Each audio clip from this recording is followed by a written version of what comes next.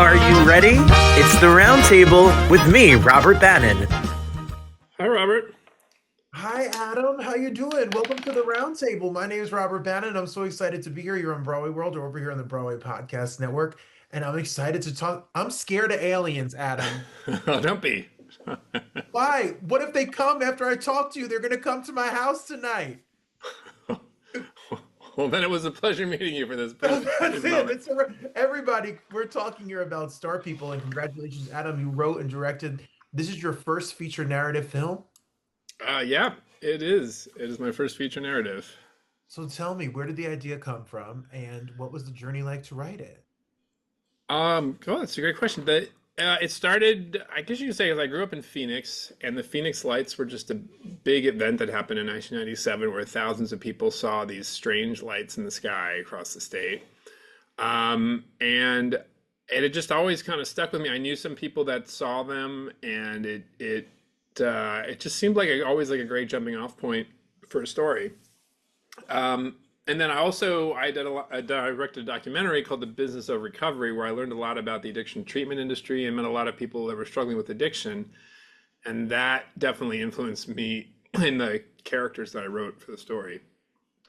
Well, one thing to write it. It's one thing to have the idea and then be inspired by 1997 and the events that happened. It's another thing to get it financed and then it's cast and put out. So how many years have you worked on it and what's the journey been like for you?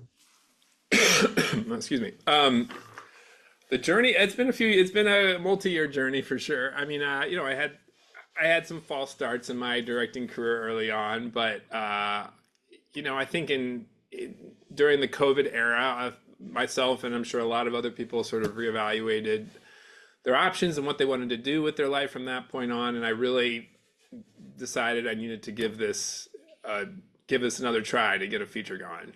So that was kind of what started that process, I guess you could say. And listen, the film is coming out on July 25th. It'll be in all major cities like New York, and then it will be on demand on Amazon, Apple, and all major platforms starting on August 12th. So when you describe it, tell me a little bit about the cast. I mean, Kat Cunning is a superstar, and you have a whole bunch of all-star people that are in this film. So tell us how does the casting work as a director and a writer? Do you have input? Do you have a casting director? Well, of course they have input.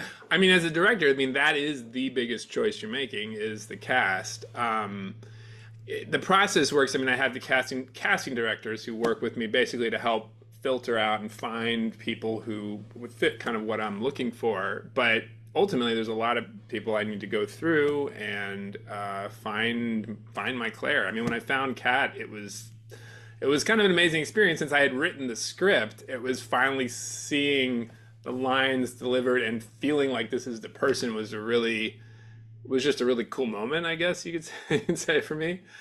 And once I had Claire, then I was able to figure out the rest of the cast. And it was always for me just finding the best talent I could find that also had the right chemistry, that was believable to create the sibling relationship in the film. And also Eddie, I don't know if you know Eddie, who played Ricardo.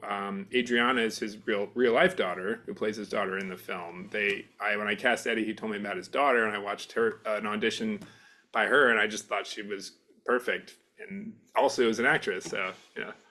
How great. It all really kind of came together. What would you explain the process was like to film it? Where'd you shoot it? How many days was it? Was it something quick? Did you have period of time to get this together? Um, it was. Wait, hold on. I gotta change my headphones on you really quick. I just realized my AirPod battery just died, but I had my backup ready. That you're pro. That's a director right there, Wait, everybody. wait, sorry. Uh, Wait, talk. Let me hear you say something. Sure. Okay, here I can hear you. You can hear Um, me. yeah, no, it's all good. The locations and the time you were saying. So it was all shot in the Phoenix area. The mountain locations that were like remote were all in this Superstition Mountains, which are just kind of like southwest of the Phoenix area. It was at this ranch called the Quarter Circle U Ranch. Um, but I mean, we had to go on this dirt road. I actually busted a tire on one of the location scouts and had to repair. I mean, it was like out there, but it was also close enough that we could do it. and I had to do it pretty fast. I mean, it's an indie film. I had 14 primary days of shooting, which is, I know, not very much.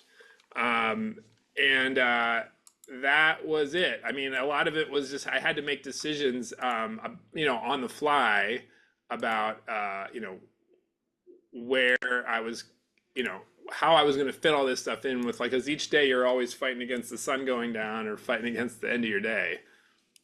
So, Absolutely. Well, guess what? Spoiler alert, you made it happen and it's coming out. So you did it. You made it happen. It's coming out. People, is this like a fun, like movie I'm gonna hang out on a Friday night and order pizza and watch? What is this? How do you describe the genre? What are we gonna see? well, it's sci-fi thriller drama, I guess, because there's like it's not entirely a thriller, but it's also not entirely a drama. It's a movie that's going to make you think and have an experience, I think. I mean, we premiered it at Dances with Films Festival. It was the only screening it's had so far, and that audience, and we had like 300 people in a room, and it was an experience to see the film with everyone. And I think a good movie should be an experience. So I hope it is. I hope if you watch it on a Friday night, you'll have an experience. Well, what's so interesting about looking at your career, I mean, your documentary work and your commercial work and the things that you've done, you're a very politically active, filmmaker, and your work always has a message. And I mean, it's been featured on television shows and political shows, and people always have something to say. Is there some kind of theme you want us to take away from this idea? It sounds fun, it sounds aliens, it sounds what's going on, but you're trying to you're trying to be sneaky with us. You're trying to get something out of this. Uh, I don't think there's anything particularly sneaky about it. For me, the film is. I mean, I'm not trying to make any political statement. It's really about human connection and embracing our shared humanity. The idea of fear is very common in UFO films. It's easy to have a scary alien, but it's also easy to be afraid of people that we don't know, about the strangers. But the idea with this film is that embracing humanity is kind of the only way forward. That is how we find growth. And there you go. I mean, that sounds pretty on point and needed at this time. We all need to embrace some humanity out here in the world. So what can we do? What can we do to spread the word? What can we do to watch it? What's the best way for us to go about it? If we're in New York, we should go see it in the film, in the theater.